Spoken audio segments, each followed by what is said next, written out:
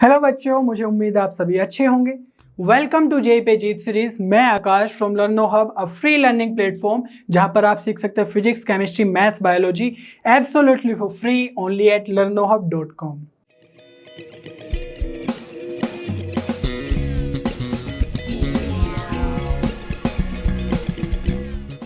बच्चों, आज JEE series में हम कंटिन्यू करने वाले हैं परम्यूटेशन एंड कॉम्बिनेशन का चैप्टर। लास्ट वीडियो में हमने परम्यूटेशन के बहुत सारे कंसेप्ट्स देखे हैं और आज हम पढ़ने वाले हैं कॉम्बिनेशन के कॉन्सेप्ट्स। तो मैं आपको स्ट्रांगली रिकमेंड करूंगा कि आप प्रीवियस वीडियो जरूर देख लें, क्योंकि हमने उसमें बहुत सारे ऐसे कंसेप्ट बताए हैं जो आज यूज होने वाले हैं। तो अगर आपको वे कंसेप्ट्स नहीं पता है तो आपको प्रॉब्लम आएगी आज कॉम्बिनेशन के कॉन्सेप्ट्स को समझने में। और जो भी आपको इंपॉर्टेंट लगता है उसके नोट्स बनाते जाओ और सारे के सारे क्वेश्चंस मेरे साथ आपको सोल्व करने हैं, ताकि आपकी प्रैक्टिस भी होती रहे। क्योंकि जेईई एग्जाम में प्रैक्टिस के बिना तो कुछ भी नहीं है। आपको और भी क्वेश्चंस खुद से भी सोल्व करने हैं किसी भी स्टैंडर्ड बुक से। तो चलिए हो जाओ तैयार कॉम्बिनेशन के कंसेप्ट समझने के लिए। Are you ready? चलिए शुरू करते हैं।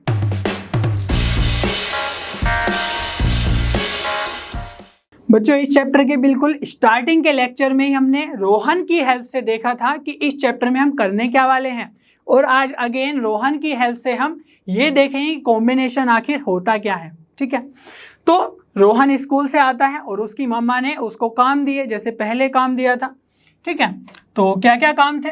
एक तो काम दिया था कि भाई स्टडी करना है और खेल भी सकते हो, ये भी इम्पोर्टेंट है, और मार्केट से भी थोड़ा सामान लाना है। तो मैंने इनिशियल से उनको रिप्रेजेंट कर दिया। ठीक है, और आज इसको एक और एक्स्ट्रा काम है कि इसको क्लीनिंग करनी है। ये काम क्यों दिया गया है? क्योंकि आज है सैटरडे और वीकेंड आ गया है, तो रूम की अपने क्लीनिंग करनी है इसको। और ये थोड़ा सा दुखी हो गया कि भाई 4 काम आज मिल गए हैं।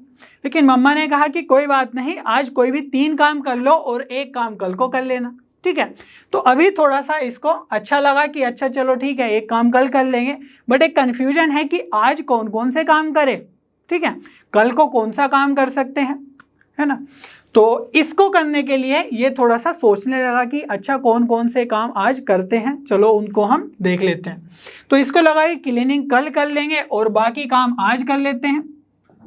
तो क्या क्या कर सकता है? स्टडी, प्ले और मार्केट भी चले जाते हैं।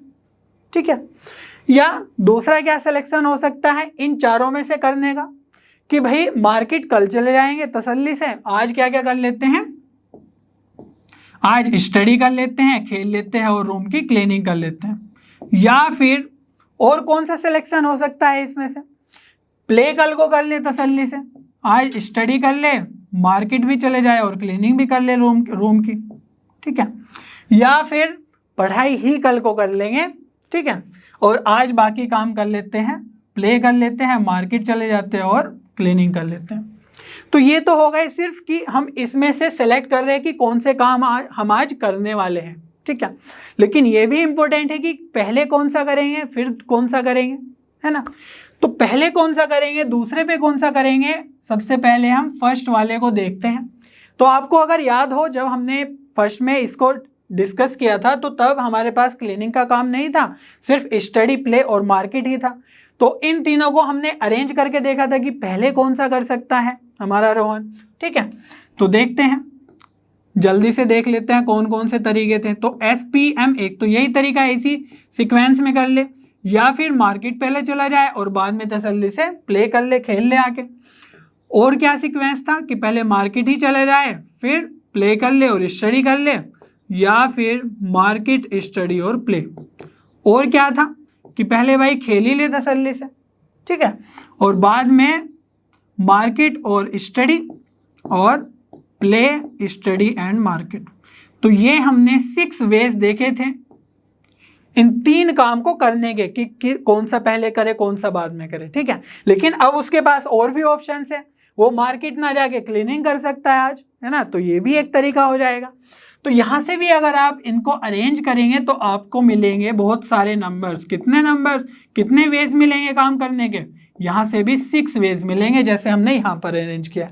ठीक है, और अगर SMC की बात करें, that means study, market and cleaning, तो यहाँ से भी हमारे पास बहुत सारे कितने 6 वेज आएंगे काम को करने के, कि फर्स्ट में कौन सा करना है, सेकंड में।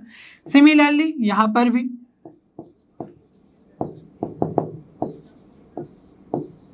तो अगर आप ध्यान से देखो तो ये 6 6 6 6 तो 24 हमारे पास टोटल वेज हो गए हैं, है ना, कि इन 4 में से कोई भी 3 काम आज करने के, और उसमें ये भी इंक्लूडेड है कि फर्स्ट में कौन सा करेंगे, सेकंड में कौन सा, थर्ड में कौन सा। ठीक है, तो कोई भी सीक्वेंस यहां पर चूज कर सकता है आज के लिए। ठीक है, तो अगर आप ध्यान से देखो ये जो 24 नंबर आया है, ये क्या हुआ, हमारा अरेंजमेंट ही तो हुआ कि 4 टास्क में से हमने कोई भी 3 टास्क चूज किए और उसको अरेंज कर दिए। ठीक है, तो ये तो हम लास्ट लेक्चर में भी सीख चुके कि हम नंबर ऑफ परम्यूटेशन या नंबर ऑफ अरेंजमेंट कैसे निकाले, कि अगर कोई भी n ऑब्जेक्ट्स है ना, n ऑब्जेक्ट्स या n टास्क है और उसमें से हमें r को परम्यूटेट करना है, कोई भी r ऑब्जेक्ट्स को, तो इसका फॉर्मूला क्या होता था normally, factorial n upon factorial n minus r। तो हम ये सब क्यों कर रहे हैं, इसमें बहुत ही इंपॉर्टेंट बात यह है कि जब हम किसी भी n ऑब्जेक्ट्स में से, या जैसे यहाँ पर 4 टास्क है उसमें से हमें 3 टास्क को अरेंज करना है, तो डायरेक्टली हम अरेंजमेंट की तरफ नहीं जाते हैं। ठीक है, उसमें बीच में भी एक स्टेप है, और है ना, पहले हमने किसी भी 3 टास्क को सेलेक्ट किया, तो ये क्या हो गया हमारा सिलेक्शन, और फिर उस सिलेक्शन को, हर एक सिलेक्शन को हमने अरेंज किया है। समझ में आ रही है बात? तो अरेंजमेंट डायरेक्टली नहीं होता है, किसी भी टास्क को अरेंज करने के लिए हमें पहले सिलेक्शन करना होता है, और इसी सिलेक्शन को हम बोलते हैं कॉम्बिनेशन। ठीक है, तो हर एक जो सिलेक्शन है, हर एक को हम बोलते हैं कॉम्बिनेशन। तो नंबर ऑफ कॉम्बिनेशंस कितने आ गए हमारे, 4 टास्क में से 3 टास्क है, नंबर ऑफ सिलेक्शन आ गए 4। ठीक है, तो यहां पर मैं लिख देता हूं नंबर ऑफ सिलेक्शन आ गए हैं 4। ठीक है, और इसी को नंबर ऑफ कॉम्बिनेशंस भी बोल सकते हैं, जैसे ये हमारे हो गए नंबर ऑफ परम्यूटेशंस। तो each and every sequence is a permutation. ठीक है, तो यहां पर अब ये तो बात हो गई कि भाई कॉम्बिनेशन हुआ क्या, हमने सिंपली उनको सिर्फ सेलेक्ट करना है और कुछ नहीं करना है। ठीक है, बट इसका जैसे हमने देखा था कि परम्यूटेशन में NPR का फॉर्मूला होता है, वैसे ही अगर हमें कॉम्बिनेशन का फॉर्मूला पता चल जाए तो हम ऐसे अलग अलग सोच के क्यों लिखेंगे, हम डायरेक्टली 4 कैलकुलेट कर लेंगे ना, नंबर ऑफ सिलेक्शंस। तो उसके लिए थोड़ा सा देखते हैं, है ना। हमें पता है कि यहाँ पर जो नंबर ऑफ टास्क है n कितने हो गए हैं 4, और r ऑब्जेक्ट्स जिनको हमें अरेंज करना है या r टास्क वो कितने हो गए हैं 3। ठीक है, तो अगर हम नंबर ऑफ परम्यूटेशंस का या नंबर ऑफ अरेंजमेंट्स का इसमें फॉर्मूला लगाए तो क्या होगा, 4p3 equals to factorial 4 upon factorial 4 minus 3। ठीक है, और इसी को क्या लिख सकते हैं, फैक्टोरियल 4 अपॉन 4 माइनस 3 1, तो नीचे आएगा 1 फैक्टोरियल, तो 1 फैक्टोरियल 1, तो ये बचा फैक्टोरियल 4। तो 4p3 इक्वल्स टू, इसको लिख सकते हैं ना 4 इंटू फैक्टोरियल 3, है ना। आपको याद होगा कि हमने देखा था फैक्टोरियल n को लिख सकते हैं n फैक्टोरियल n माइनस 1, ये सब तो हम प्रॉपर्टीज में देख ही चुके हैं, क्वेश्चंस भी किए।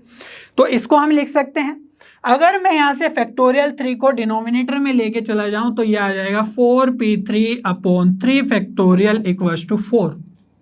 ठीक है, तो ये जो 4 आया, अगर आप ध्यान से देखो तो जो हमारे नंबर ऑफ सिलेक्शन है ना, 4 में से हमें 3 टास्क को चूज करना था, या कॉम्बिनेशन या सिलेक्शन, यही तो हमारे 4 आए हैं। ठीक है, तो अगर हम 4p3 अपॉन फैक्टोरियल 3 कर रहे हैं तो हमारे पास नंबर ऑफ सिलेक्शन आ रहे हैं।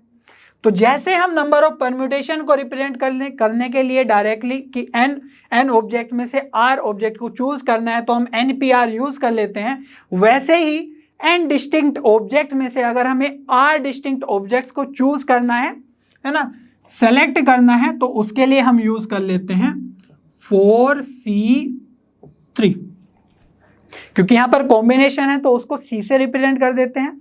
4 में से हमें 3 को चूज करना है, सेलेक्ट करना है, तो ये जो वैल्यू आई 4c3 की वैल्यू 4 कैसे आई वो एक अलग बात है। बस ये इंपॉर्टेंट है कि जो हमारे नंबर ऑफ सिलेक्शन है है ना, 4 में से 3 को सेलेक्ट करने के लिए उसको हम रिप्रेजेंट करते हैं 4C3 से। तो इसका एक फॉर्मूला बनेगा जनरलाइज, तो देख लेते हैं। तो यहाँ तक आपको आई थिंक समझ में आ ही गया होगा। तो ये हो गए हमारे नंबर ऑफ कॉम्बिनेशंस किस केस में, एन डिस्टिंक्ट टास्क में से या ऑब्जेक्ट्स में से जब हम आर को चूज कर रहे हैं, सेलेक्ट कर रहे हैं सिर्फ। तो इसको अगर हम जनरलाइज करें आर और एन की फॉर्म में, तो हमें पता है जो 4 है वो क्या था हमारा नंबर ऑफ टास्क, है ना। तो इसको लिख सकते हैं NPR upon factorial r equals to NCR, ठीक है। अब यहां पर NCR का फॉर्मूला आया है in terms of NPR upon factorial r, तो इसको ऐसे ना लिख के हम थोड़ा सा जनरलाइज कर सकते हैं, ठीक है। तो ये तो एक इंपॉर्टेंट डिस्कशन हो गया है, इस पे हम आगे भी डिस्कस करेंगे अच्छे से, ठीक है। अगर हम NPR के फॉर्मूले को एक्सपेंड कर दे, जैसे यहाँ पर फॉर्मूला है, तो क्या होता है factorial n upon factorial n minus r, लेकिन यहाँ पर फैक्टोरियल r भी है, तो इसीलिए हम लिख देंगे यहाँ पर फैक्टोरियल r और इसी को बोलते हैं NCR। तो जैसे हमारे पास NPR का डायरेक्ट फॉर्मूला है, वैसे ही हमारा NCR का डायरेक्ट फॉर्मूला आ गया है, ठीक है। तो ये बहुत ही इंपॉर्टेंट है, इसको आपको डायरेक्टली याद ही रखना है, और इस फॉर्मूले पे हम थोड़ा और भी आगे डिस्कस करने वाले हैं, ठीक है। आई होप इतना आपको बहुत अच्छे से समझ में आ गया होगा कि जो परम्यूटेशन है वो डायरेक्टली नहीं होता है, वो पहले सिलेक्शन करना होता है, फिर हर एक सिलेक्शन को अरेंज करना होता है, ठीक है।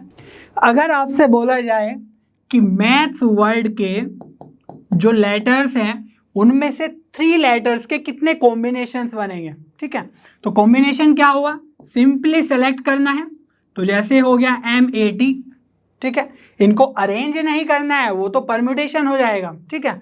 सिर्फ हमें 3 लेटर्स इसमें से सेलेक्ट करने हैं, तो एक हो जाएगा MAH, ऐसे ही ATH भी हो जाएगा, ठीक है। तो ऐसे बहुत सारे कॉम्बिनेशंस होंगे, सिलेक्शंस होंगे 3 लेटर्स के।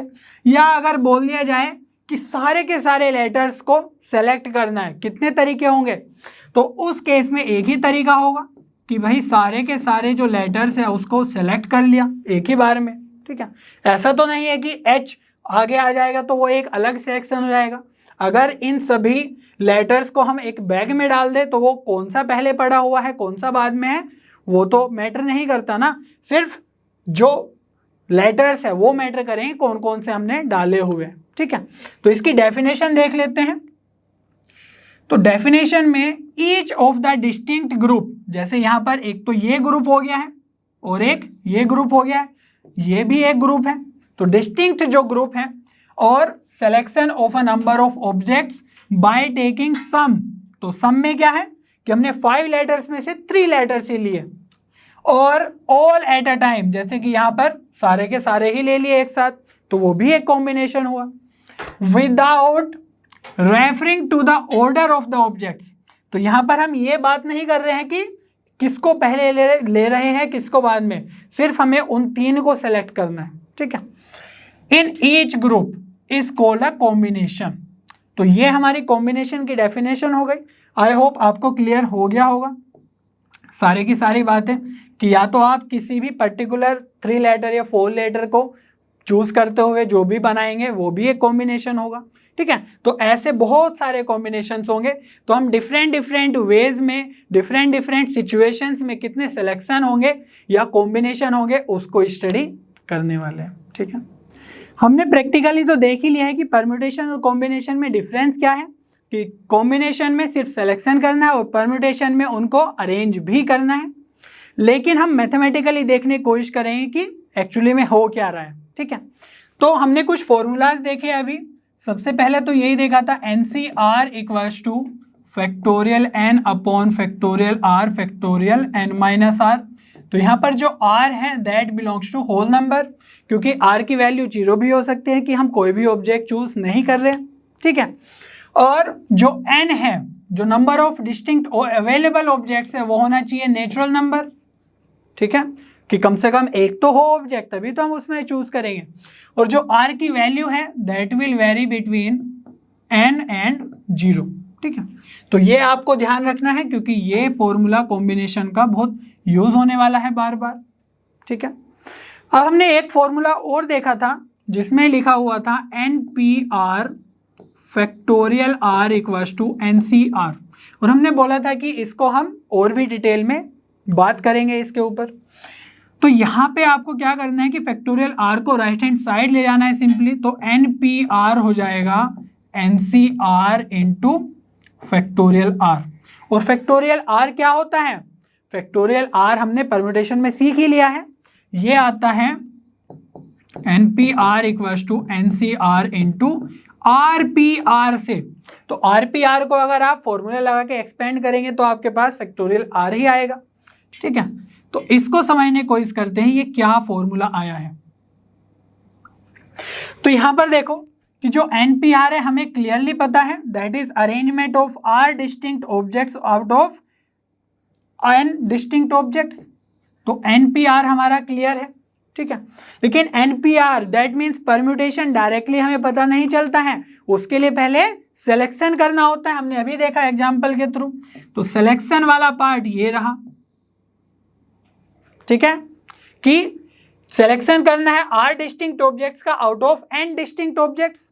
ठीक है, और जो RPR है वो क्या हुआ कि अरेंजमेंट करना है R डिस्टिंक्ट ऑब्जेक्ट्स का out of R distinct objects. तो जो हमने सेलेक्ट किए हैं ऑब्जेक्ट्स उन्हीं को हम अगेन अरेंज कर रहे हैं। ठीक है, तो ये थर्ड पार्ट भी हमारा क्लियर हो गया। तो यहाँ पर आप एक मल्टीप्लिकेशन प्रिंसिपल की तरह भी सोच सकते हैं कि जो परम्यूटेशन है R ऑब्जेक्ट्स का आउट ऑफ N ऑब्जेक्ट्स, उसको हम करेंगे कैसे? पहले उनका सिलेक्शन करेंगे एंड उनको फिर अरेंज करेंगे जिनको हमने सेलेक्ट किया है। ठीक है, तो एंड के केस में हमें मल्टीप्लाई लगाना ही है, तो इसीलिए जो कॉम्बिनेशन है वो सिलेक्शन का अरेंजमेंट का ही एक पार्ट है। ठीक है, तो परम्यूटेशन का ही एक पार्ट है combination. I hope it is already clear. कुछ इंपॉर्टेंट चीजें डिस्कस कर लेते हैं जो क्वेश्चंस की सोल्विंग में हेल्पफुल रहेगी। तो अगर हम बात करें 8p3 की, ठीक है, तो इसको क्या लिख सकते हैं formula wise? Factorial 8 upon factorial 8 minus 3। तो यह आ जाएगा फैक्टोरियल 8 अपॉन फैक्टोरियल 5। और अगर इसको भी एक्सपेंड करें तो क्या आएगा? 8 into 7 into 6 into 5 into 4 into 3 into 2 into 1। और फैक्टोरियल 5 4 3 2 1। क्योंकि हमें पता है कि फैक्टोरियल 5 नीचे है तो इसलिए हम पूरा भी एक्सपेंड नहीं करते हैं, 6 तक आकर फैक्टोरियल 5 तक हम रोक देते हैं और फिर हमारा ये कैंसिल हो जाता है। तो यहाँ से कितना बचा? 8p3 से कितना बचा? 8 इंटू 7 इंटू 6। तो जब हमने परम्यूटेशन सीखा था लास्ट चैप्टर में तो हमने 8pr या NPR की बात की थी कि जितना भी नंबर ऊपर है उसमें मल्टीप्लाई करते जाना है, एक एक नंबर कम करते हुए कहाँ तक जाना है? जितना भी नीचे लिखा हुआ है। तो 3 नंबर्स आपको लिखने हैं वहाँ पे, 8 7 6 हमारा आंसर आ जाएगा मल्टीप्लाई में। ठीक है, ऐसे ही अगर हम 8CR की बात करें, NCR की, या 8C3 की बात करें तो यह आ जाएगा factorial 8 upon factorial n minus r, that means 8 minus 3।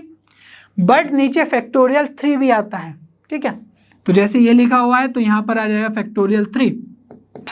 तो इसको क्या करेंगे? अब हमें पता है कि फैक्टोरियल 5 ही लिखा हुआ है नीचे। ठीक है, तो पूरा एक्सपेंड करने के बजाय हम क्या लिख देंगे? 8 इंटू 7 इंटू 6 और यहाँ पर आ जाएगा फैक्टोरियल 5 अपॉन फैक्टोरियल 3। इसको एक्सपेंड कर देते हैं तो यह आ जाएगा 3 इंटू 2 इंटू 1, है ना। और यह है फैक्टोरियल 5, तो फैक्टोरियल 5 हमारा कैंसिल हो जाएगा ऊपर नीचे से। तो यहाँ पे आ गया 8 7 6 अपॉन 3 इंटू 2 इंटू 1। तो क्या डिफरेंस हुआ आपको समझ में आ रहा होगा। तो 8pr में सिंपली हमें उनको डिक्रीजिंग ऑर्डर में मल्टीप्लाई करते जाना है, बट 8c3 के केस में या NCR के केस में हमें जो नीचे लिखा हुआ है उसके फैक्टोरियल से भी डिवाइड करना है। ठीक है, तो जब हम क्वेश्चंस में करेंगे डायरेक्टली हम हर बार ये फॉर्मूला नहीं लगाएंगे, ये कैलकुलेशन नहीं करेंगे, बस डायरेक्टली उसको इस फॉर्म में हम लिख देंगे और फिर उसका सॉल्यूशन बहुत ही इजी हो जाएगा करना। ठीक है, तो फास्ट फॉरवर्ड या फास्ट कैलकुलेशन करनी है तो इसकी प्रैक्टिस आपको डालनी ही होगी। चलिए कुछ और चीज़ें भी डिस्कस कर लेते हैं। सपोज आपके पास लिखा हुआ है NC0, ठीक है, तो NC0 में फॉर्मूला क्या लगेगा, फैक्टोरियल n अपॉन नीचे क्या है फैक्टोरियल 0 और फैक्टोरियल n माइनस आर होगा, तो n माइनस 0। दैट मीन्स ये बन गया कितना, n माइनस 0 फैक्टोरियल n ही बना, तो फैक्टोरियल n अपॉन और फैक्टोरियल 0 तो 1 होता है और नीचे भी फैक्टोरियल n, तो n से n गया तो ये बचा 1, ठीक है। अब NC0 की वैल्यू आ गई 1, तो कहीं पर भी आपको NC0 मिले या 5C0 3C0 है ना, n की जगह कोई भी नंबर हो नेचुरल नंबर, तो यहाँ पर आप 1 लिख सकते हैं। और अगर हम NP0 की बात करें तो इसमें भी क्या होगा देखते हैं, factorial n upon factorial n minus 0 ही होगा ये, क्योंकि इसमें फैक्टोरियल 0 तो नहीं आएगा है ना, p वाले फॉर्मूले फैक्टोरियल r नहीं आता है, इसीलिए यहाँ पर factorial n upon factorial n, that means ये भी आ गया 1। तो यहाँ पर हमने देखा कि जब नीचे 0 हो मीन्स r 0 हो है ना, कि हमें किसी भी ऑब्जेक्ट को अरेंज नहीं करना हो, ना ही तो अरेंज करना है और ना ही सेलेक्ट करना है, तो एक ही तरीका है 1 कि कुछ भी ना करे, वो भी एक तरीका है, ठीक है। अगर हम बात करें NP1 की, ठीक है, तो NP1 के केस में क्या होगा देखते हैं, ऊपर बनेगा फैक्टोरियल n और नीचे कितना बनेगा n माइनस 1, क्योंकि p वाला है ये, तो यहाँ पर फैक्टोरियल n को हम क्या लिख सकते हैं, n into factorial n minus 1 और नीचे तो फैक्टोरियल n माइनस 1 है ही, तो ये आपस में कैंसिल हो जाएगा, तो वैल्यू कितना आ जाएगा हमेशा 1 n। तो यहाँ पर जब भी आपको दिखे कि 5p1 है तो आप आंसर डायरेक्टली लिख सकते हैं 5, ठीक है, जो भी ऊपर लिखा हुआ है। और सिमिलरली अगर हम NC1 की बात करें तो यहाँ पर आ जाएगा फैक्टोरियल n और नीचे आएगा फैक्टोरियल 1 और यहाँ पर आ जाएगा फैक्टोरियल n माइनस 1, तो फैक्टोरियल 1 की वैल्यू तो 1 ही रहेगी और बाकी जो चीज़ें हैं वो तो ऊपर वाली ही बची, factorial n upon factorial n minus 1, तो यहाँ से भी हम लिख सकते हैं n into factorial n minus 1 upon factorial n minus 1 और कैंसिल होके ये बच जाएगा n।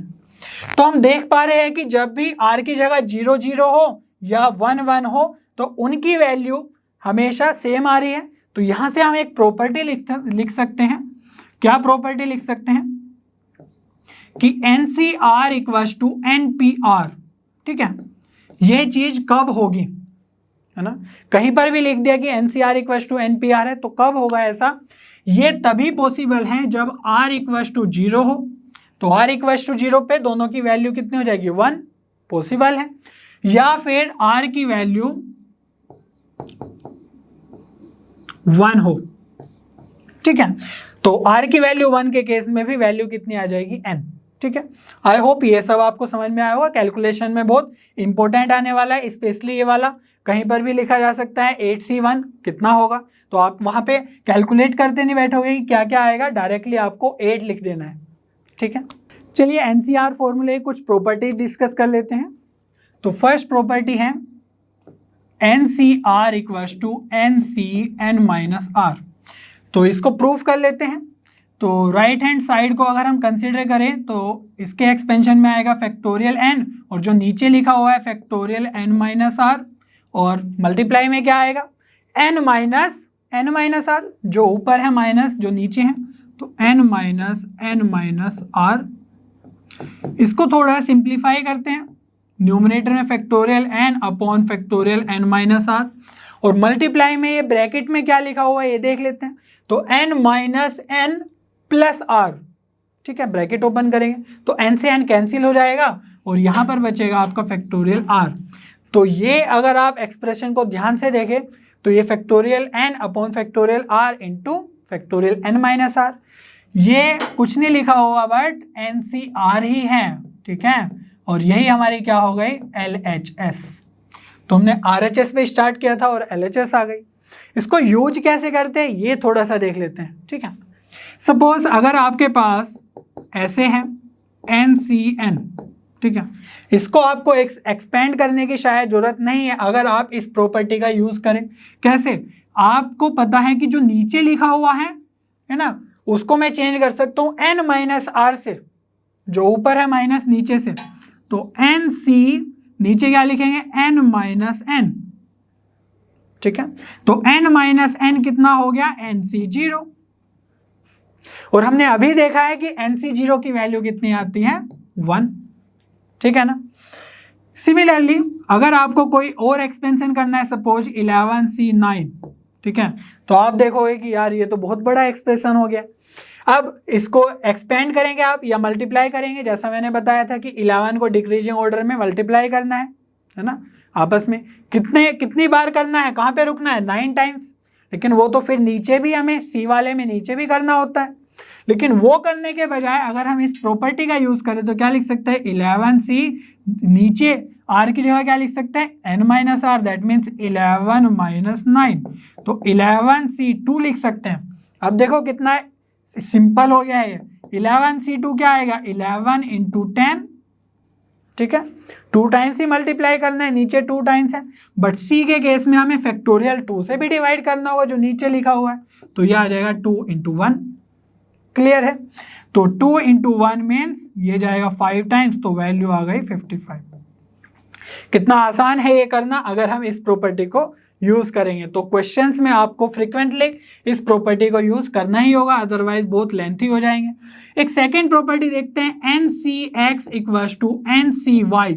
अगर ये आपको कहीं पर भी लिखा हुआ मिल जाए, ठीक है, एक्सप्रेशन में दे दिया क्वेश्चन में कि ये है कुछ इस तरीके का, x और y की जगह कुछ और हो सकता है, बट जो ऊपर है वो n ही रहेगा, दैट मीन्स कोई भी नंबर हो बट सेम नंबर हो, है ना, नेचुरल नंबर।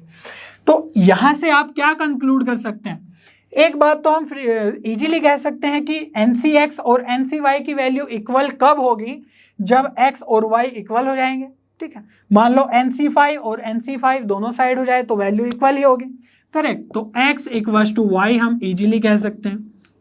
तो ये तो आपको देखने को नहीं मिलेगा क्योंकि क्वेश्चंस इस पे सेट नहीं होंगे, क्योंकि ये बहुत ही इजी है, ठीक है। क्वेश्चन कहाँ से सेट होते हैं वो देखते हैं, बट ये भी एक इंपॉर्टेंट केस है। या फिर क्या हो सकता है जब आपको ये एक्सप्रेशन देखने को मिले, अब देखो यहां पर ये एक्सप्रेशन भी तो इक्वल है, लेकिन यहां पर NC कुछ और लिखा हुआ है और NC कुछ और लिखा हुआ है, ठीक है। तो यहां पर अगर हम इसको x मान ले और इसको y मान ले तो हम देख सकते हैं ना कि ये दोनों एक्सप्रेशन तो इक्वल ही हो गए, इक्विवेलेंट हो गए। तो x की जगह अगर हम है ना r ले ले और y की जगह हम n माइनस r ले ले, तो हम क्या देखते हैं, अगर हम इनको ऐड करेंगे, ठीक है, x प्लस वाई को अगर हम ऐड कर ले तो क्या आ जाएगा, देखो r से r कैंसिल हो जाएगा और बचेगा क्या, n। तो जब भी आपको एक्सप्रेशन मिले तो x इक्वल्स टू वाई और x plus y equals to n, ये कंडीशन आपको लगानी है। जो भी आपका उसमें क्वेश्चन में पूछा गया होगा उसमें सोल्व करने में आपको हेल्प हो जाएगी, ठीक है। आगे की प्रॉपर्टीज भी कुछ देख लेते हैं। थर्ड प्रॉपर्टी है NCR equals to n by r into n minus 1 CR minus 1। तो ये अलग से है।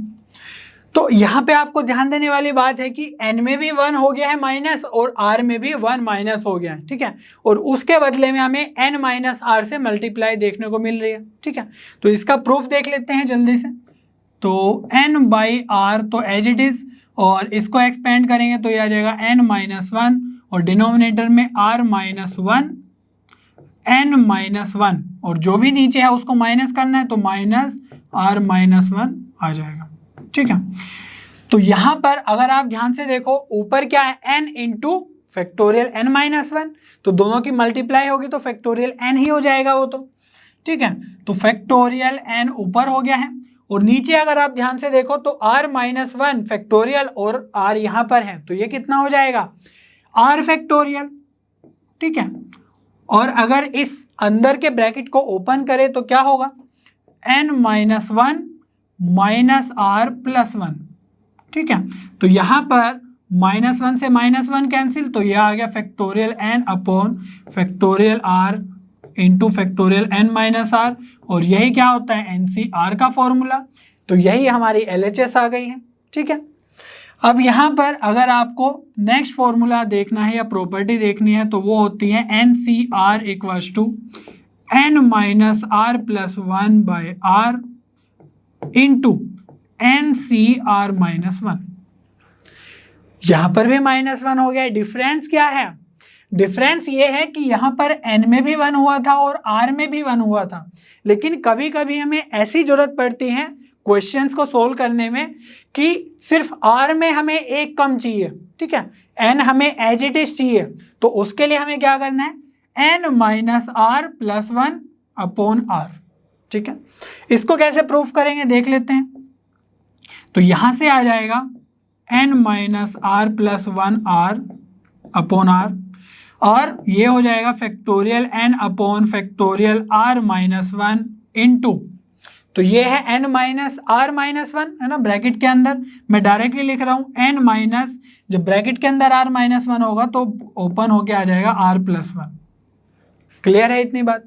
अब देखो अगेन हमें क्या करना है, जो factorial n minus r plus 1 है और यहाँ पर है सिर्फ ऊपर n माइनस आर प्लस 1, तो इसको थोड़ा सा एक्सपेंड करेंगे, कैसे वो देख लेते हैं।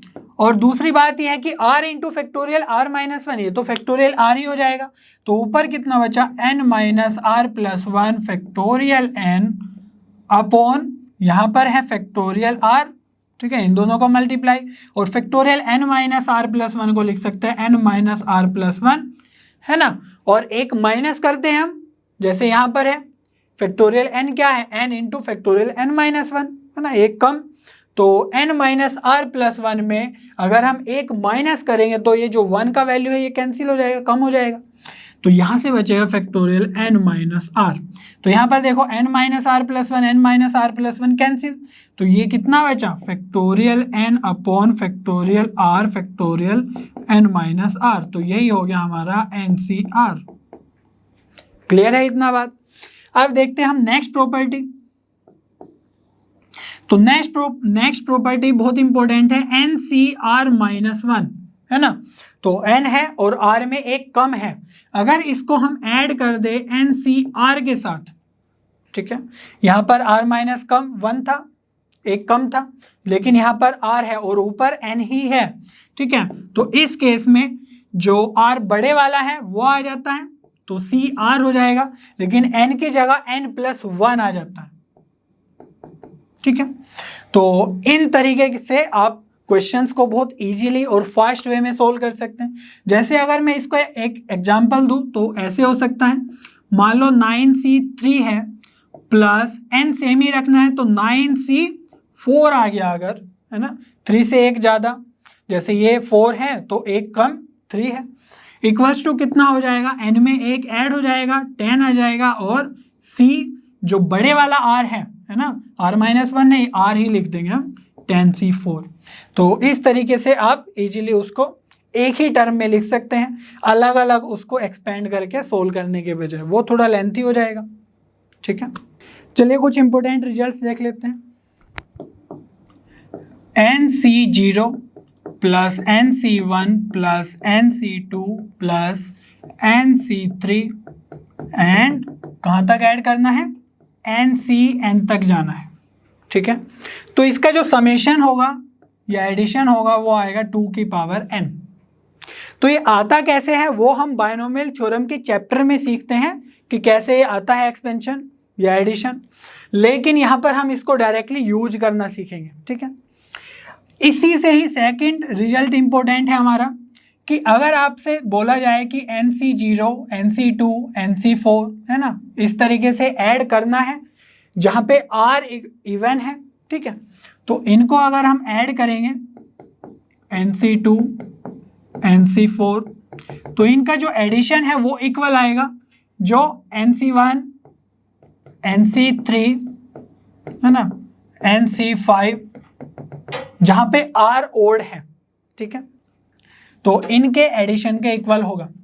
अब एक बात देखो कि कुछ टर्म्स ऐसे थे जिनका एडिशन हो गया इक्वल टू दूसरे किसी टर्म्स का एडिशन, ठीक है, तो अगर ये इसके इक्वल है और दोनों ऐड होके कोई नंबर दे रहे थे, तो इनका जो इंडिविजुअल क्वांटिटी होगा, ठीक है, या वैल्यू होगा वो कितना होगा, हाफ हाफ होगा, ठीक है। तो इसीलिए हम बोल सकते हैं कि 2 की पावर n/2 हो जाएगा, तो ये आएगा 2 की पावर n-1, ठीक है। अब एक और इम्पोर्टेंट रिजल्ट देखते हैं, 2n+1 C0 plus 2n+1 C1 plus 2n+1c2 और इसमें कहाँ तक जाना है? 2n+1 तक नहीं जाना है, हमें सिर्फ n तक जाना है। ठीक है, तो इसका जो रिजल्ट होगा या एडिशन होगा वो आपका आएगा 2 की पावर 2n। तो ये सभी रिजल्ट्स बहुत इंपॉर्टेंट है। क्या होता है कि क्वेश्चंस में कुछ इस तरीके से फ्रेम कर दिया जाता है कि आप उसको जब लिखेंगे ना, एडिशन प्रिंसिपल लगा के या मल्टीप्लिकेशन प्रिंसिपल लगा के कैसे भी लिखेंगे तो इस तरह का कुछ फॉर्म आ जाएगा, और ज़रूरी नहीं है कि वो n की टर्म्स में ही आए। ठीक है, वो हो सकता है कि n की जगह 8 पुट करने के बाद वो सीक्वेंस बने, है ना, उस तरीके से। तो हम रिजल्ट में भी n की जगह 8 पुट कर देंगे और हमारा आंसर आ जाएगा। तो इंडिविजुअली सभी को कैलकुलेट करने के बजाय हम डायरेक्टली इन रिजल्ट्स को यूज कर लेंगे। ठीक है, चलिए फिर एक एग्जांपल सॉल्व कर लेते हैं। If 18c15 + 2 × 18c16 + 17c16 + 1 = nc3 then find the value of n। तो इस एक्सप्रेशन में हमें n की वैल्यू फाइंड आउट करनी है। तो आप सोचोगे कि जो लेफ्ट हैंड साइड में है उसको थोड़ा सा सोल्व कर लेते हैं और फिर देख लेंगे n की वैल्यू क्या आएगी। अगर आप इंडिविजुअली ऐसे सोल्व करने जाएंगे तो बहुत टाइम लग जाएगा और जेईई के एग्जाम में इस तरह के क्वेश्चंस आप नहीं कर सकते ऐसे। तो यहाँ पर जो भी हमने प्रॉपर्टीज देखी हैं उनको यूज करने की कोशिश करते हैं। तो यहाँ पर देखो कि ये है 18c15 और ये है 18c16। तो इससे रिलेट करते हुए तो हमने एक प्रॉपर्टी देखी थी, कौन सी? हमने सीखा था कि NCR-1 + NCR होगा n+1CR। ठीक है, तो यहाँ जो नीचे लिखा हुआ है R-1 और एक में R है, तो यहाँ पर R-1 दैट मीन्स 16 है और 16 - 1 15 भी है और n का वैल्यू भी सेम है। तो चलिए लगा लेते हैं प्रॉपर्टी। पहले ये जो 2 से मल्टीप्लाई है इसको अलग से लिख लेते हैं। तो हम लिख सकते हैं 18c15 और 2 के साथ मल्टीप्लाइड है तो इनको अलग अलग टर्म्स लिख लेंगे। तो ये आ जाएगा 18c16 + 18c16 और नेक्स्ट टर्म है 17c16 + 1। ठीक है, = nc3। तो हमें अब क्या दिख गया है कि यहां से हम n हमारा सेम है और ये r है, ये R-1 है। तो इसका रिजल्ट क्या आएगा? n+1 दैट मीन्स 18 + 1 19c और जो भी इसमें r है, जो भी बड़े वाला है उसको r लेंगे तो ये आ जाएगा हमारा 16। तो 19c16 + 18c16 + 17c16 + 1 = nc3। अच्छा चलो, एक प्रोसेस तो हो गया है, बट अभी भी हमारे पास कितने टर्म्स हैं? 4 टर्म्स हैं। अब इसका क्या करें? अब हमें थोड़ा सा देखना है। अब देखो यहाँ पर R तो सेम है, तीनों का R सेम है, ठीक है, लेकिन हमारा n डिफरेंट है तो हम डायरेक्टली ये प्रॉपर्टी तो यूज नहीं कर सकते। ठीक है, लेकिन हम एक काम कर सकते हैं, ये जो 1 है हमारे पास, 1 को हम लिख सकते हैं, हमने देखा था NCN, है ना, NCN को लिख सकते हैं हम NCN - n, ये हो जाएगा NC0 और NC0 होता है 1। ये डायरेक्टली भी अगर आपको याद हो हमने देखा था NCN = 1 हो जाएगा। ठीक है, तो 1 की जगह हम कोई भी ऐसा नंबर या कोई भी C के फॉर्म में ऐसा चीजें लिख सकते हैं जो इस प्रॉपर्टी में सेट हो जाए और वो दूसरे के साथ ऐड हो जाए। ठीक है, समझ में आ रही है बात? तो मैं अगर 1 की जगह NCN लिखना है तो अगर मैं 17C17 लिख लूं तो सिर्फ क्या फायदा होगा देखते हैं। तो 19C16 + 18C16 + 17C16 + 1 को लिख रहा हूं मैं 17C17। तो हमने अभी देखा NCN मतलब ऊपर नीचे सेम है तो वैल्यू 1 रहेगी। ठीक है, लेकिन इससे फायदा क्या हुआ? इससे फायदा ये हुआ कि एक R बन गया, एक R-1 बन गया है। ठीक है, 17 - 1 16 और n की जगह हम अगर 17 को कंसीडर करें तो क्या वैल्यू रहेगा? n+1 आ जाएगा।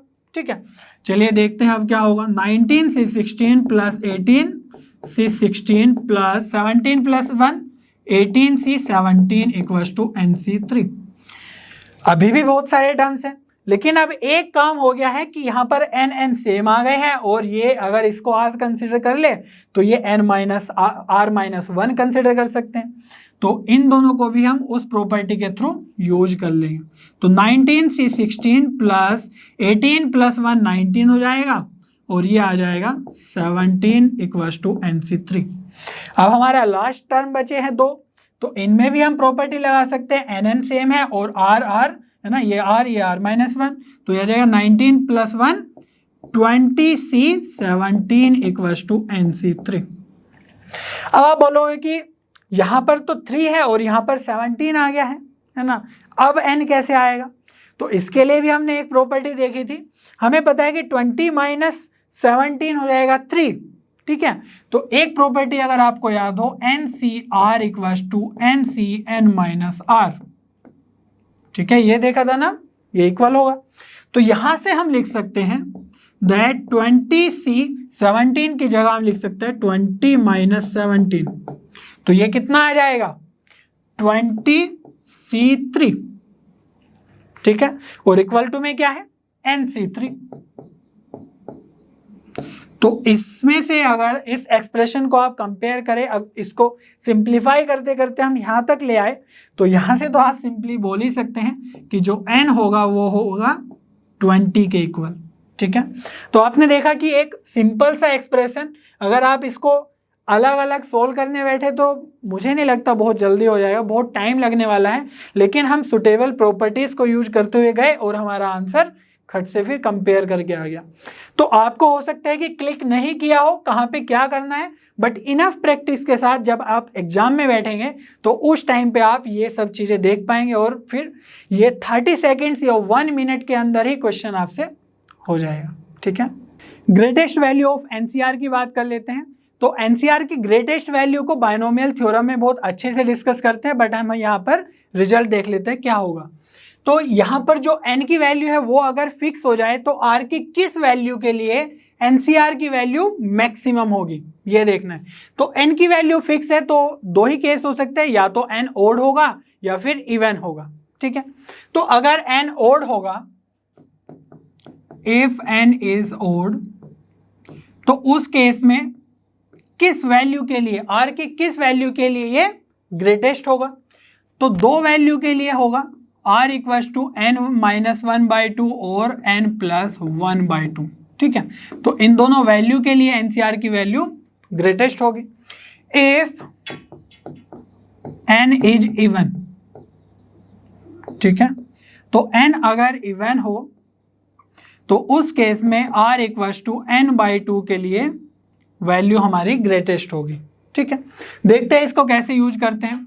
सपोज आपके पास 19CR कोई टर्म है और आपको जानना है कि R की किस वैल्यू के लिए ये टर्म मैक्सिमम हो जाएगा, मैक्सिमम वैल्यू देगा, ठीक है। तो यहां से हम क्या कर सकते हैं, अब हमें पता है कि जो n है इक्वल्स टू 19, तो ये हो गया ओड, ठीक है। तो ओड के केस में हम क्या लगा देंगे, r equals to n minus 1/2, that means r equals to 19 minus 1/2 और 19 प्लस 1/2। तो r की वैल्यू क्या क्या आ गई, 19 माइनस 1 18/2, दैट मीन्स 9, और ये आ जाएगा 19 प्लस 1 20/2, दैट मीन्स 10। तो 19CR की जो ग्रेटेस्ट वैल्यू होगी वो क्या होगी, 19C9 और 19C10। अब आप बोलोगे कि ये तो दो टर्म आ गए हैं, तो एक्चुअली में ये दो टर्म नहीं है, ये दोनों सेम ही टर्म है, क्योंकि हमने पढ़ा था NCR equals to NCn minus R property. तो इसको क्या लिख सकते हैं, 19C 19 minus 9, that means 19C10। तो यही टर्म तो यहाँ पर आया। कोई भी एक टर्म जो भी आपको जरूरत हो वो आप यूज कर सकते हैं बहुत ही ईजिली, ठीक है। एक एग्जाम्पल देख लेते हैं। In how many ways can a team of 4 boys and 3 girls be made from 6 boys and 8 girls? तो हमारे पास टास्क है कि टीम को बनाना है, ठीक है। तो अवेलेबल मेंबर्स कितने हैं पहले ये देखते हैं, ठीक है। तो हमारे पास है 6 boys and 8 girls, ठीक है, मैंने B और G से रिप्रेजेंट कर दिया है। और हमें करना क्या है, एक टीम बनानी है जिसमें 4 boys and 3 गर्ल्स आना चाहिए। ठीक है, तो यहां पर जो टास्क है टीम बनाने का, उसके 2 सब टास्क हैं। क्या कि पहले तो हमें 6 बॉयज में से 4 बॉयज को चूज करना है, एंड टीम बनाने के लिए हमें गर्ल्स भी चाहिए, तो 8 गर्ल्स में से हमें 3 गर्ल्स को भी चूज करना होगा। तो गर्ल्स तो यहां पर सब अलग अलग होगी, डिस्टिंक्ट होगी। ठीक है, तो हमने एक फॉर्मूला सीखा है NCR वाला कि n डिस्टिंक्ट ऑब्जेक्ट्स में से हमें r डिस्टिंक्ट ऑब्जेक्ट्स को सिर्फ चूज करना है, परम्यूटेट अरेंज नहीं करना है। ठीक है, क्योंकि सिर्फ टीम बनानी है ना। तो यहां पर ध्यान से देखो, तो नंबर ऑफ वेज कितने हो जाएंगे टीम बनाने के, तो 6 बॉयज में से हमें 4 बॉयज को चूज करना है, दैट मीन्स 6C4 हो जाएगा। सिर्फ सेलेक्ट करना है टीम में। ठीक है, कौन पहले खेलेगा कौन बाद में खेलेगा या किसी और चीज की भी टीम हो सकती है, इसके बारे में कोई भी इंफॉर्मेशन नहीं है, तो सिर्फ सेलेक्ट करना है उनको। एंड इसी के साथ जो दूसरा टास्क है वो क्या है, 8 में से 3 गर्ल्स को सेलेक्ट करना, दैट मीन्स 8C3। ठीक है, लेकिन टीम बनाने के लिए ये भी होना चाहिए एंड ये भी होना चाहिए। ठीक है, तो जब भी एंड का सेंस हो तो हम मल्टीप्लाई करते हैं बीच में। क्लियर है, बस यही हमारा आंसर हो जाएगा। इसको बस थोड़ा सा सोल्व करना है फॉर्मूला लगा के। अब हमें पता है 6C4 को अगर एक्सपेंड करने जाएंगे तो हमें 6 को 4 टाइम्स लिखना होगा डिक्रीजिंग ऑर्डर में मल्टीप्लिकेशन में, और 4 फैक्टोरियल नीचे। लेकिन ये ना करके हम क्या कर सकते हैं, NCR equals to NCN minus R। ठीक है, तो अब देखो क्या होगा, n equals to 6C6 minus 4 into 8C3, तो ये बन गया हमारा 6C2 इंटू 8C3। तो 6C4 की जगह हम लिख सकते हैं 6C2।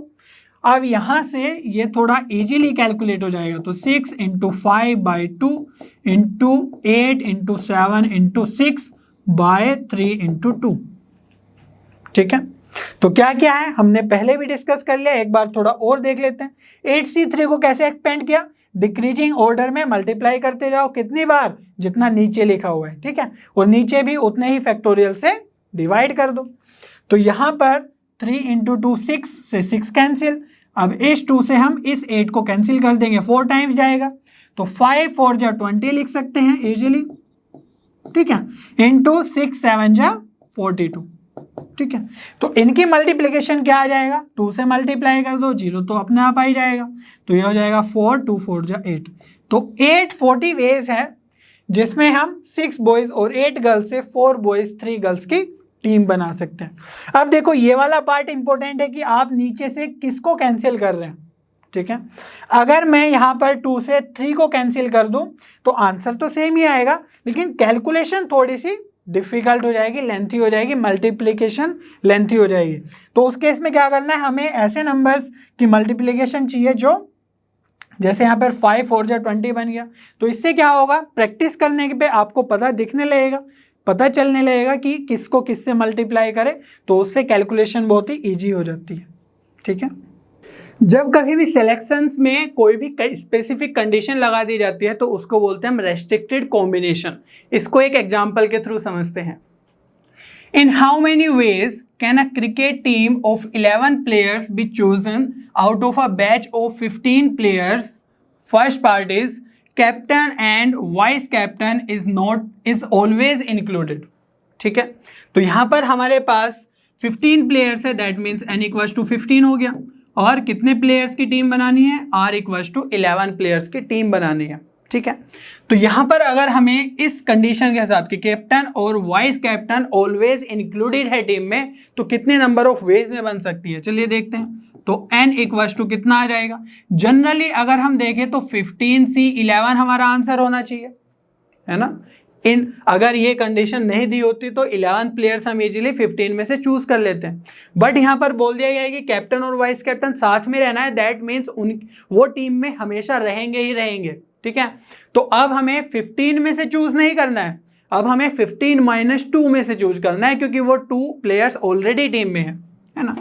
तो 15 - 2 में से चूज करना है, और कितने प्लेयर्स को चूज करना है ये भी इंपॉर्टेंट है। तो नॉर्मली तो 11 प्लेयर्स ही चूज करते हैं, बट हमारे 2 प्लेयर्स ऑलरेडी टीम में है ना, खेलेंगे ही, दैट मीन्स हमें 11 - 2 प्लेयर्स को चूज करना है। समझ में आई बात। तो यहां पर आप 15 - 2 13 और C 11 माइनस 2 9, इतने वेज में आप चूज कर सकते हैं। इसको और तरीके से लिख सकते हैं क्या, 13C 13 माइनस 9 प्रॉपर्टी लगा के, तो 13C4 आपका आंसर आ जाएगा। ये भी सही है, दोनों को एक्सपेंड करेंगे एक ही आएगा, बस इसको एक्सपेंड करना थोड़ा सा इजी हो जाएगा क्योंकि 4 टर्म्स ही हमें एक्सपेंड करने हैं। अब नेक्स्ट पार्ट की बात करते हैं, 1 injured player is not selected. ठीक है, कोई प्लेयर इंजर हो गया है और मैच के पहले अब कितने वेज में हम टीम बना सकते हैं, ये बात करनी है। ठीक है, तो यहां पर नंबर ऑफ वेज कितने आ जाएंगे देखते हैं।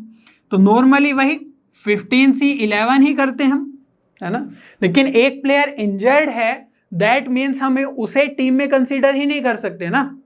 15 में से 1 को हम माइनस कर देंगे जो इंजर्ड प्लेयर है, अब हम 14 में से टीम को सिलेक्ट करेंगे। ठीक है, तो 15 माइनस 1 दैट मीन्स 14 में से अब हमें 11 प्लेयर्स को चूज करना है। यहां पर हम 11 माइनस कुछ नहीं करेंगे क्योंकि वो इंजर्ड प्लेयर तो खेलेगा ही नहीं, दैट मीन्स हमें 11 की ही टीम बनानी है आउट ऑफ 14। तो 14C 11, और इसको इसी तरीके से प्रॉपर्टी लगा के चेंज कर सकते हैं, 14 माइनस 11, तो ये आ जाएगा 14C3। क्लियर है इतनी बात। अब इसकी बात करते हैं नेक्स्ट पार्ट की, 2 fast bowlers refuse to play together, कि कोई भी 2 फास्ट बॉलर्स हैं वो एक साथ खेलने से मना कर रहे हैं। तो हो गई होगी कुछ बात, हमें उसमें नहीं जाना है, बट हमें ये देखना है कि किस तरीके से हम टीम अब बना सकते हैं। ठीक है, तो इसमें देखो, इसको हम 2 मेथड से सोल्व कर सकते हैं। पहले मेथड को मैं M1 बोल रहा हूं। ठीक है, अब यहां पर देखो 2 फास्ट बॉलर्स है तो इनको मैं नेम दे देता हूं F1 एंड F2। ठीक है, ऐसे ही। तो 2 फास्ट बॉलर्स हैं तो दोनों एक साथ खेलने मना कर रहे हैं, इसका मतलब एक तो खेल सकता है ना। ठीक है, तो इसमें जो केस बनेगा वो बनेगा कि F1 प्लेस, ठीक है, ओनली F1 प्लेस और F2 नहीं खेलेगा फिर अगर हम F1 को रखेंगे, या फिर ऐसा भी हो सकता है कि हम सिर्फ F2 को रख लें, ओनली F2 प्लेस, और F1 फिर रिफ्यूज कर देगा खेलने से। तो यहां से भी एक टीम बन सकती है ना। और किस तरीके टीम बन सकती है कि दोनों ही नहीं खेले। ठीक है, तो बोथ डोंट प्ले। ठीक है, कोई सा भी नहीं खेल रहा है, ना F1 खेल रहा है ना ही F2 खेल रहा है। तो यहां पर किस तरीके से हम करेंगे, देखो, जब ओनली F1 प्लेस तो नॉर्मली तो हमें 15C 11 चूज कर लेते हैं हम। ठीक है, तो जब F1 ही खेल रहा है सिर्फ, दैट मीन्स वो ऑलरेडी टीम में है, तो ये तो हमें करना ही होगा 15 माइनस 1 11 माइनस 1, क्योंकि वो ऑलरेडी टीम में है। ठीक है, लेकिन F2 नहीं खेल रहा है, ये भी पक्का है। ठीक है, only F1 place, F2 not play. ठीक है, ये पूरा केस है। तो F2 नहीं खेल रहा है, दैट मीन्स जैसे इंजर्ड प्लेयर था कि उसको हमें टीम से बाहर रखना था, कंसीडर ही नहीं करना था सिलेक्शन के लिए, ऐसे ही हमें F2 को भी कंसीडर नहीं करना है। दैट मीन्स हम एक और माइनस कर देंगे, हम सिर्फ 13 में से ही सिलेक्शन कर लेंगे अपना 10 टीम्स का, क्योंकि F1 तो ऑलरेडी खेल रहा है, जैसे हमने कैप्टन और वाइस कैप्टन वाले में देखा। तो यहां से आ जाएगा आपका 13,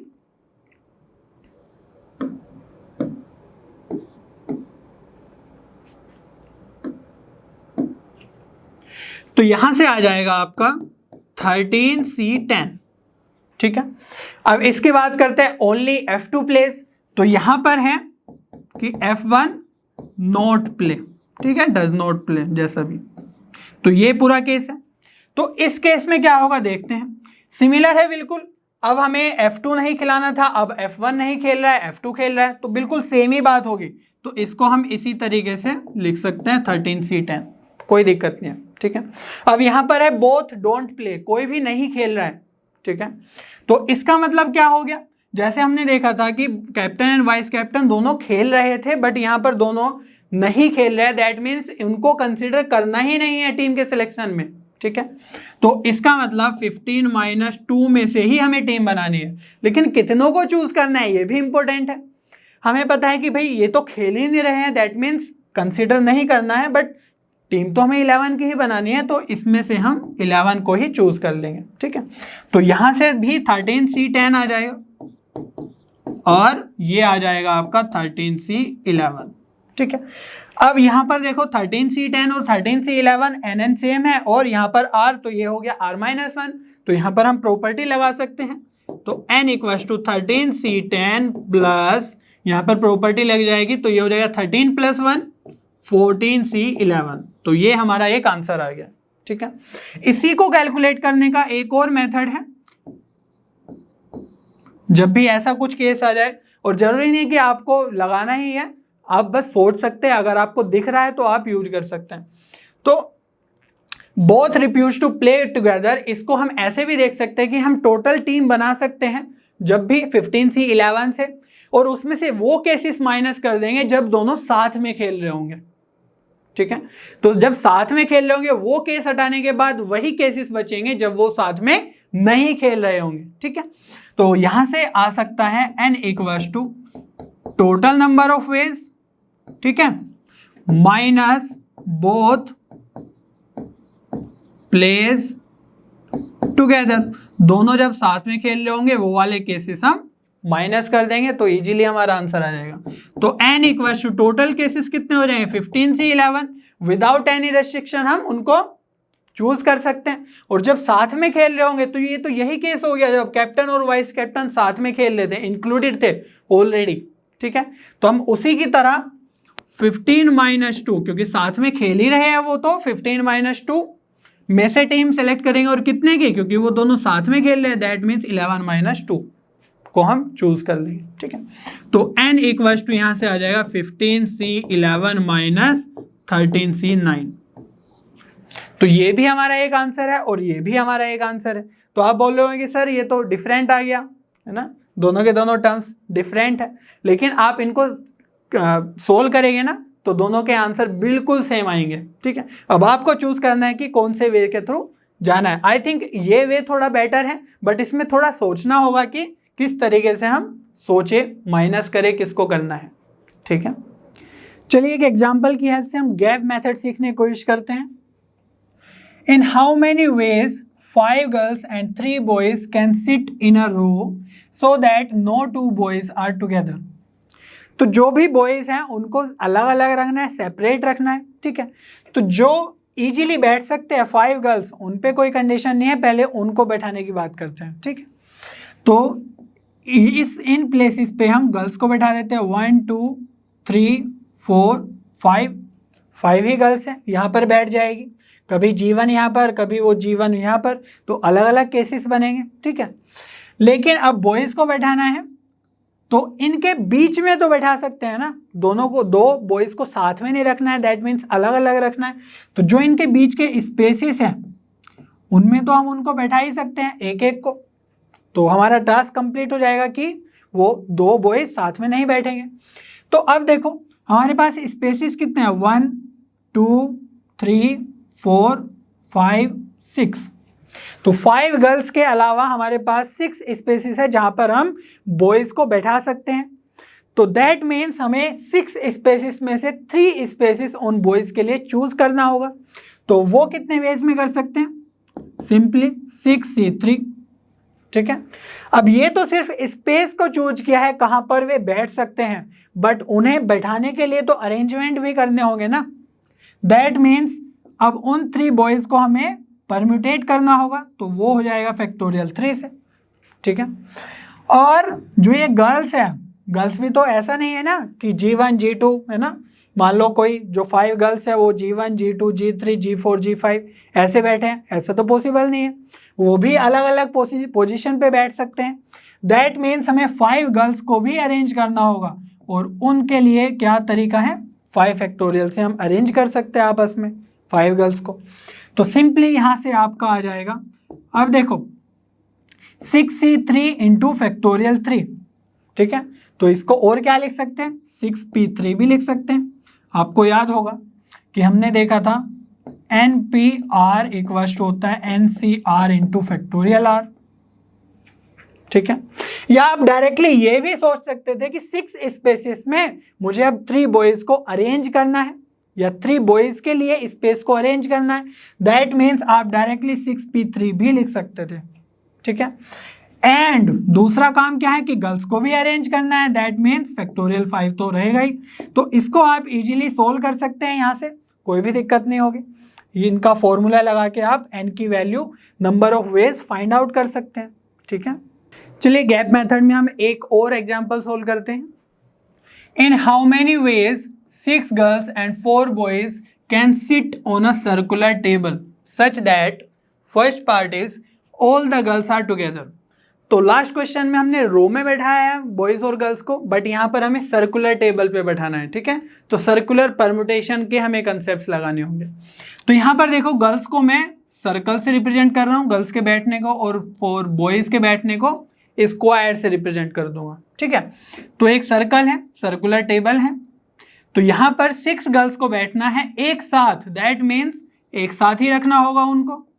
ठीक है, 6 गर्ल्स है, 1 2 3 4 5 और 6। तो जिनको भी साथ में रखते हैं हमने क्या सीखा है कि उनको एक बैग में डालो या बॉक्स में डालो, जिन भी ऑब्जेक्ट्स को हमें साथ में रखना है। ठीक है, या कंसिडर कर लो कि ये 6 के 6 एक साथ रहेंगे। ठीक है, अब हमें 4 बॉयज को भी बैठाना है इसी टेबल पे, तो जो बाकी प्लेसेस हैं वहां पर हम बॉयज को बैठा देंगे कुछ इस तरीके से। 4 बॉयज है हमारे पास। ठीक है, अब देखो ये जो बॉयज है ये भी आपस में अरेंज हो सकते हैं, और ये तो हमें एक साथ ही रखने हैं सभी के सभी।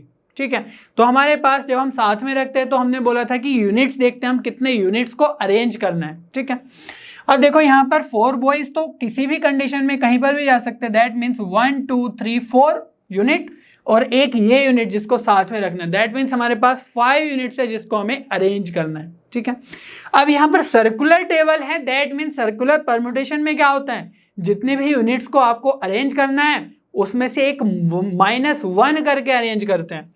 ठीक है, आपको याद ही होगा n-1 हमने पढ़ा था। ठीक है, सर्कुलर परम्यूटेशन में, दैट मीन्स हमें टोटल 4 + 1 5 को अरेंज करना है, तो हम -1 करेंगे सर्कुलर के केस में। ठीक है, अब ये तो हो गया अरेंज, लेकिन जो बंडल में है जो एक साथ हैं उनको भी तो हमें अरेंज करना है ना। तो उनको अरेंज करने का क्या तरीका, अब देखो सर्कुलर परम्यूटेशन में जो n-1 होना है वो तो हमें हो ही गया है। अब जब इनको अरेंज कर रहे हैं तो हमें दोबारा से करने की जरूरत नहीं है n-1। ठीक है, क्योंकि एक बार हमने रेफरेंस पॉइंट प्लेस चूज कर लिया है, फिक्स कर लिया है, क्योंकि एक बार वो अरेंज हो चुके हैं। तो फिर जब इनको आपस में अरेंज करना है तो हम सिंपली फैक्टोरियल 6 से अरेंज कर सकते हैं।